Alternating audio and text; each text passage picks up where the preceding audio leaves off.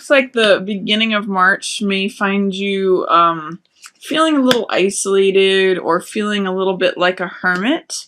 If you're noticing that you're wanting to spend time at home or just by yourself, that may be the case for the opening of March. Just kind of like a little bit of a somber feel. Or there may be a feeling like you're trying to find the truth about something and you're having a hard time finding that truth. The reason I say this is that Hermit is a card where he isolates himself from the rest of humanity and society in order to pursue looking for the truth, which is symbolized in this lantern, the star that he's holding up for others to see. The low side of Hermit, which may be what's coming out because it's in the reverse situation, is not finding the truth or not seeing it even though you're looking for it, or feeling isolated, feeling cut off from the rest of society, feeling like no one understands you or no one has the same point of view. But it may also just mean that you are spending some time where you're just going within. When in the reverse position, it can feel a little hard or isolating if that's happening. You may also be having a hard time seeing the truth of a situation that involves money or an inheritance, especially if you're in a couple. This card represents the stability of the home. It represents money that's inherited through good decisions having been made over time. Usually in this card, we see the person who is giving the money to the couple that's inheriting it, but it also means that the largest amount of money that can be received, it's 10 coins on one card, so it's a great deal of money. And this is Hermit, where it may be saying that you're having a hard time seeing the truth of the matter, but it also can be a windfall, because this is in the upright position. This usually means a good thing.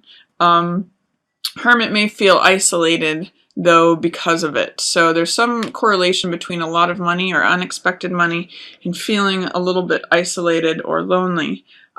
What's also showing up here is Jack of Rods or Knight of Rods. This is a Knight of Fire, so this can often mean a fire sign, which is Aries, Leo, or Sagittarius.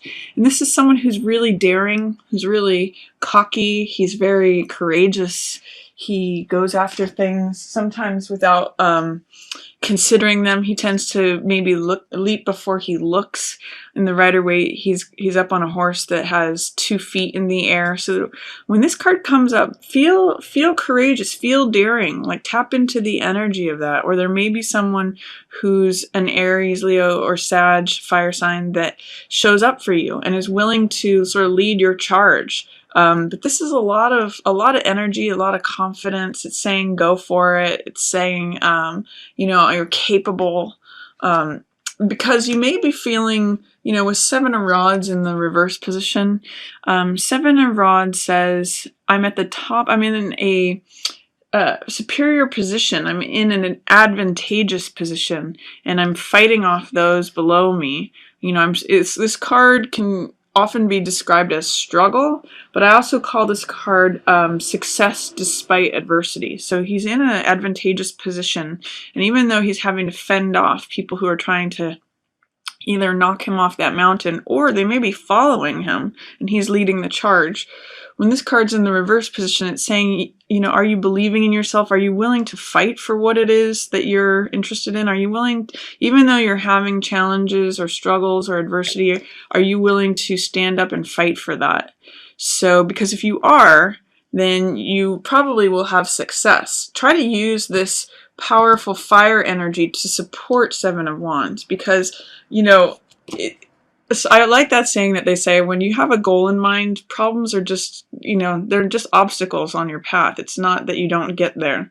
But if you let those obstacles stop you, that's where this real struggle comes in. So keep your eye on the prize is what this card says. Be willing to fight for it.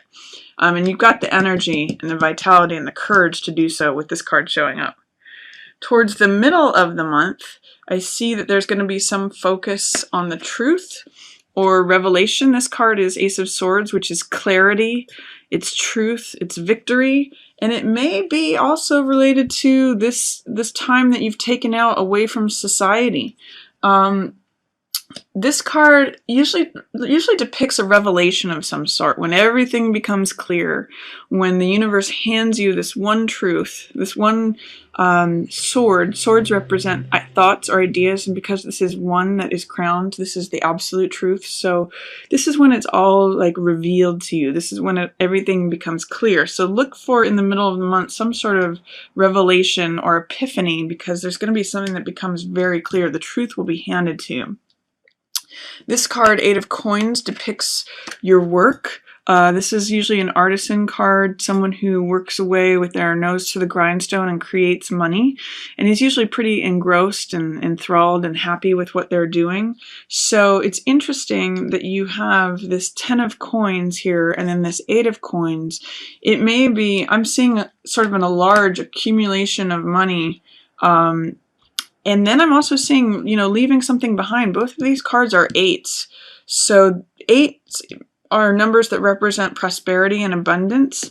In this particular case, it's showing a weariness, a willingness to move on from something, time to begin a new cycle, create a new journey.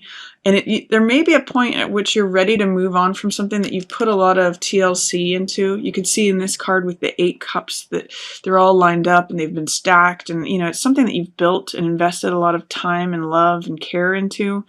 But in 8 of cups, there's a person who's ready to move on, but you may not be allowing that for yourself. So there's maybe something that you were involved with that had to do with a lot of money. It's possibly a job that creates a lot of money for you that you're kind of tired of and ready to move on from, but because you're in the reverse position, you're afraid of moving on, or there's doubts and fears regarding that. Or you may be getting advice from someone who's a fire sign or a King of Rods person, so Aries, Leo, Sagittarius, or someone who's in an authority position who is telling you not to go. It could be a boss that you don't want to let down, or there's some way involved with you not leaving, or not supporting you in leaving. But if you do, I see that there's success ahead. 6 of Wands is a card of success and triumph and, reputation and status, someone who has a lot of respect, and that people admire. So it might be a good thing to move on from whatever it is, to wrap up that cycle, even though I'm seeing some resistance, doubt, or fear in that, Scorpio. Also in the middle of the month, I see that there's something that is waiting to come to you as a new beginning, something that's going to fill your heart. I call this card my cup overfloweth, or my cup runneth over. And it's a card of ultimate fulfillment, joy, peace, creativity. It's allowing yourself to feel all the love that's available to you. And this card shows this dove of peace that's also surrounding this cup. And it's also a card of enlightenment with this lotus flower here. So in what way are you resisting a new beginning here? Because this is something that your heart's going to love. The reason I'm saying it's a beginning is because all aces represent beginnings.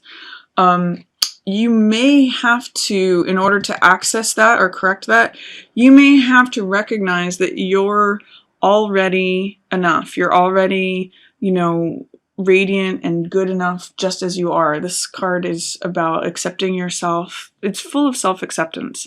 So this woman is naked here in this picture, which represents accepting oneself just as you are and recognizing your own place in the universe. You can see this star, this bird, everything. She's got 1 foot on land and 1 foot in the water, which means, being emotionally balanced and then also grounded.